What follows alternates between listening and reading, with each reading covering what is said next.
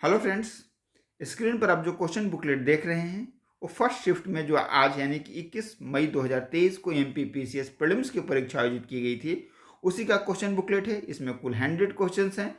जो अभ्यर्थी 69th BPSC में शामिल होने जा रहे हैं एक बार इस पेपर को जरूर देख लें।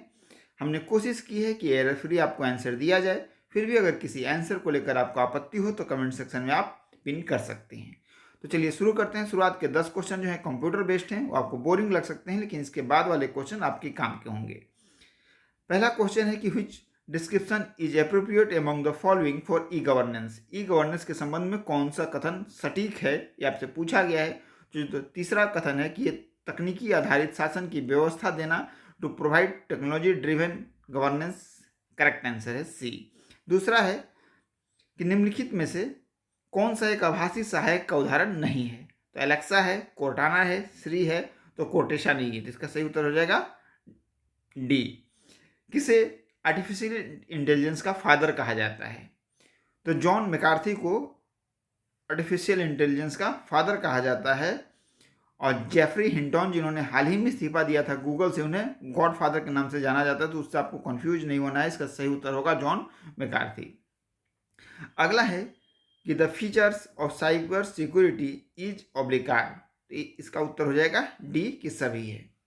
चलिए अगला क्वेश्चन है कि which dimension of e commerce enables commerce beyond the boundaries of the countries. इसका सही उत्तर हो जाएगा ग्लोबल रीच। अगला है कि which of the following is not an advantage of robot, they can replace job. ये कोई एडवांटेज नहीं है इसका, यानी कि 6 का सही उत्तर है B. What is social media optimisation. तो social media optimisation basically publicity के लिए होता है, क्रिएटिंग पब्लिसिटी। इसका सही उत्तर हो जाएगा option number A. Which of the following is not a source of artificial intelligence bias. तो डेटा होता है डेटा बायस, एल्गोरिथम और एबिलिटी। इसका सही उत्तर हो जाएगा पीपुल, यानी कि ऑप्शन नंबर सी। अगला है which of the following diode is used in ultra high speed switching electronic circuit. इसका सही उत्तर हो जाएगा ऑप्शन नंबर डी। नेक्स्ट है which of the following technique can not be use for generating electron hole pairs in electronic devices. इसका सही उत्तर है इम्प्योरिटी इंजेक्शन, यानी कि option number D. which city was the host of the second edition of Africa India field training exercise 2023। इसका सही उत्तर हो जाएगा पुणे। अगला है कि where did Indian army establish a quantum laboratory in Madhya Pradesh in 2021। तो है मऊ। एमपी स्पेशल क्वेश्चन है, इस पर आपको ज़्यादा ध्यान नहीं देना है। Where was the global investor summit 2023 held in Madhya Pradesh. तो global investor summit Madhya Pradesh के इंदौर में आयोजित किया गया था। अगला है बहुत आसान सा सवाल है पॉलिटी का। Who was the first speaker of the Lok Sabha. Shri G B Mavalankar. आप पॉलिटी के क्वेश्चन देखेंगे बिल्कुल वन लाइनर क्वेश्चन पूछे गए हैं। बिहार पीसीएस में अब इस तरीके के क्वेश्चन पूछने का ट्रेंड नहीं के बराबर हो गया है। In which of the following city is a headquarter of food and agriculture organisation. इसका सही उत्तर है रोम, इटली। अगला है which of the following ministry is associated with Saubhagya scheme started in 2017। तो इसका सही उत्तर है मिनिस्ट्री ऑफ पावर। अगला है कि वर्तमान में इंडियन आर्मी चीफ कौन है। तो इसका सही उत्तर है मनोज पांडे, यानी 17 का ए। नेक्स्ट है who was given the life time Dronacharya award for hockey for the year 2020। अब देखो उसके बाद 2021 का भी मिल चुका है, सरपाल सिंह को मिला था, लेकिन 2020 का जो मिला था वो रमेश पहाड़ को मिला था। तो इसका सही उत्तर हो जाएगा ऑप्शन नंबर सी।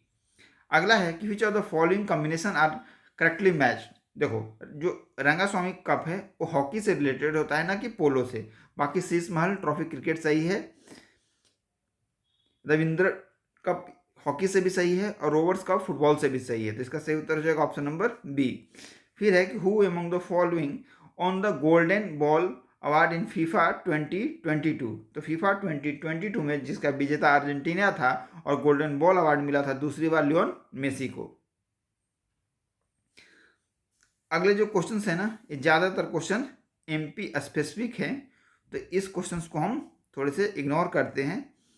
ये सब भी क्वेश्चन ज़्यादातर एमपी स्पेसिफिक प्रश्न पूछे गए हैं। फिर था कि आयुष का फुल फॉर्म क्या होता है, तो आयुष जो मंत्रालय है उसका फुल फॉर्म होता है आयुर्वेदा, योगा, नेचुरोपैथी, यूनानी, सिद्धा एंड होम्योपैथी, यानी कि ए।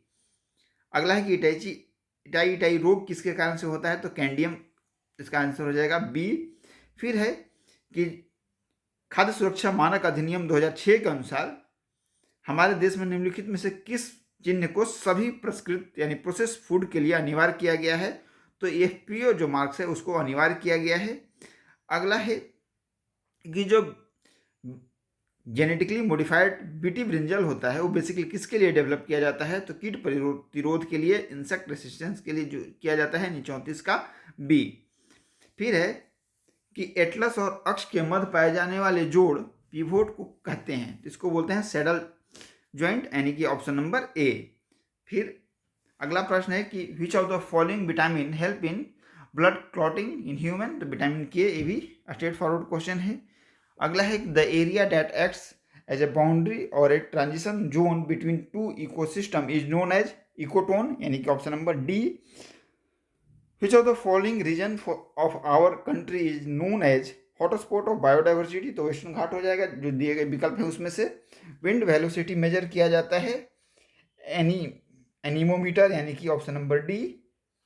जो Indian institute of forest management है वो भोपाल में स्थित है, जिसकी स्थापना 1982 में की गई थी। अब जो संथाल रिवोल्ट हुआ था, संथाल विद्रोह हुआ था, उसको मेन जो नेता थे वो सिद्धू और कान्हू थे, यानी कि इसका आंसर हो जाएगा ए। प्रार्थना समाज जो था उसकी स्थापना भारत के किस राज्य में की गई थी, तो महाराष्ट्र में की गई थी। परंपरा के अनुसार अलवारों और नारों की संख्या कितनी थी, तो 12 और 63 थी, यानी कि सही उत्तर हो जाएगा ऑप्शन नंबर ए। तहकीके हिंद किताब के लेखक कौन थे, तो इस किताब के लेखक है जियाउद्दीन बर्नी, यानी कि ए। निम्नलिखित किस स्थान पर बौद्ध गुफाएं स्थित नहीं हैं, तो बौद्ध गुफाएं, इसका सही उत्तर हो जाएगा बलसार, यहाँ पे स्थित नहीं है। भारत छोड़ो आंदोलन किस तिथि से शुरू हुआ था, तो देखो दिए गए ऑप्शन के अनुसार आप इस डेट को जा सकते हो। इसे इसका डेट जो था वो 8 अगस्त 1942 था, तो इसे आप स्टार मार्क लगा लेंगे। विजयनगर साम्राज्य की स्थापना कब हुई थी, तो 1336 में हुई थी। चंपारण सत्याग्रह किसके लिए हुआ था, पहचानी जाती है, तो तिनकटिया प्रथा के लिए। पोथी पोथी पढ़ी पढ़ी जग मुआ पंडित भया न कोय, एक कबीर की उक्ति है। परमहंस मंडली की स्थापना किस राज्य में की गई थी, महाराष्ट्र में की गई थी। ये भी बेसिकली एमपी स्पेशल क्वेश्चन, इसको छोड़ देते हैं, इस इसका आंसर है सी। राज्य जो मानवाधिकार आयोग होता है उसके जो सदस्यों की नियुक्ति होती है, उसकी जो समिति होती है उसके चेयरमैन होते हैं वहां के chief minister. National human rights commission से क्वेश्चन पूछा गया है, स्टेटमेंट एंड रीजन बेस्ड, तो इसका सही उत्तर होना चाहिए ऑप्शन नंबर सी कि statement 1 is correct, explanation of statement 2। Next है कि जो सीबीसी थी उसकी स्थापना किस कमेटी के रिकमेंडेशन पे हुई थी, तो के संथानम कमेटी के रिकमेंडेशन पे हुई थी। National commission for schedule caste जो है वो किस आर्टिकल में है, तो आर्टिकल 338। आप देखेंगे आगे कि केवल आर्टिकल बेस्ड कम से कम 5 से 6 प्रश्न पूछे गए हैं।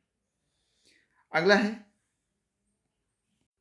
Who among the following can not be the state chief information commissioner और स्टेट इंफॉर्मेशन कमिश्नर, इसका आंसर हो जाएगा D, member of legislature of the state territory. Next question है कि जो controller and auditor general of India होते हैं उनकी सैलरी और कंडीशन, सर्विस कंडीशंस कहाँ मेंशन है, तो second schedule of Indian constitution, यानी कि बी हो जाएगा। Who appoint the vice chairman of NITI Aayog, तो प्राइम मिनिस्टर इसको अपॉइंट करते हैं, यानी इसका आंसर हो जाएगा option number B. MP specific question है। फिर नेक्स्ट है कि in which article of constitution there the provision of public service commission, तो आर्टिकल 315 315 में सिविल सेवा का प्रावधान है। नेक्स्ट है कि जजेस के ट्रांसफर के बारे में किस अनुच्छेद में उल्लेखित किया गया है? तो आर्टिकल 222 में, यानी कि इसका सही उत्तर हो जाएगा 61 का ए। रिजर्व बैंक ऑफ इंडिया का नेशनलाइजेशन कब किया गया था? तो 1949 में किया गया था। Which of the following is the benefit of the industrial development in foreign trade? Increased competition. From which article does the President of India derive his pardoning power? तो pardoning power जो है प्रेसिडेंट का वो article 72 में है। ये जो statement दिया गया है फंडामेंटल राइट के बारे में, क्या fundamental right should be looked upon not from the point of view of any particular difficulty of that moment but as something that you want to make permanent in this constitution. यह statement Pandit Jawaharlal Nehru का है, यानी कि option number B. Next है कि president पे impeachment का जो प्रोसेस है उसका वर्णन संविधान के किस अनुच्छेद में किया गया है? तो ये अनुच्छेद 61 में किया गया है। नेक्स्ट है कि पंडित जवाहरलाल नेहरू ने ऑब्जेक्टिव रेजोल्यूशन किस तिथि को कॉन्स्टिट्यूएंट असेंबली में रखा था? तो इसकी तिथि थी 13 दिसंबर 1946, यानी कि ऑप्शन नंबर डी। जो 91st कॉन्स्टिट्यूशन अमेंडमेंट है वो किससे संबंधित है? तो ceiling of size of council of ministers, यानी कि ऑप्शन नंबर ए 68 का। Which act establish the dyarchy system in provenance? तो इसका सही उत्तर है the government of India act 1919। Who said the constituent assembly alone can produce a constitution indigenous to the country and truly and fully representing will of the people of India? तो यह statement था महात्मा गांधी का, यानी कि 70 का सही उत्तर है option number A. The 90 east ridge जो है वो कहाँ पे है? इंडियन ओशियन में है, मध्य प्रदेश स्पेसिफिक। फिर जो प्रश्न है उसको मैं छोड़ देता हूँ। Which of the following countries in Asia is not landlocked countries? इसका सही उत्तर हो जाएगा थाईलैंड। सेंसस से भी 4-5 क्वेश्चन पूछे गए। According to 2011 census which of the following state is the highest growth rate of population? तो Meghalaya. The transboundary river Mekong of South East Asia does not pass through which of the following countries? तो बांग्लादेश से पास नहीं होता, China, Cambodia, Vietnam, Laos सबसे पास होता है। फिर पूछा गया according to the 2011 census which of the following state has the highest female literacy rate? तो हाईएस्ट फीमेल लिटरेसी रेट जो गिवन स्टेट्स हैं उसमें मिजोरम का है। वैसे अगर आपको ओवरऑल पूछ लिया जाए तो इसका आंसर हो जाएगा केरला।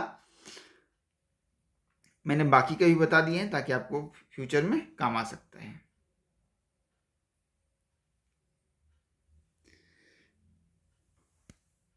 फिर ज़्यादातर जो बीच के प्रश्न हैं वो एमपी स्पेशल हैं, वो उसको भी मैं छोड़ देता हूँ। ये भी एमपी स्पेशल प्रश्न ही है, ये भी एमपी स्पेशल है, ये भी एमपी स्पेशल है कि कोल प्रोडक्शन में एमपी का कौन सा रैंक है? 5th है। प्रेसिडेंट रूल एमपी में कितने बार लगा? एक बार एमपी स्पेशल क्वेश्चन है। ये भी एमपी स्पेशल है, ये भी एमपी स्पेशल है कि वहाँ के पहले मुख्यमंत्री कौन थे, इससे आपको खास लेना देना नहीं होता है। ये भी एमपी स्पेशल क्वेश्चन है कि अगर चीफ मिनिस्टर नहीं हो तो जो मंत्री परिषद या मंत्रिमंडल होता है उसकी अध्यक्षता कौन करेगा? तो ऐसा कोई प्रावधान नहीं है कि होम मिनिस्टर ही करेंगे। जिसको मुख्यमंत्री के द्वारा नामांकित किया गया हो वहाँ के प्रथम गवर्नर पूछा गया है, तो सरला अग्रवाल। यानी आपके जो काम के प्रश्न थे उन प्रश्नों को आप देख सकते हैं।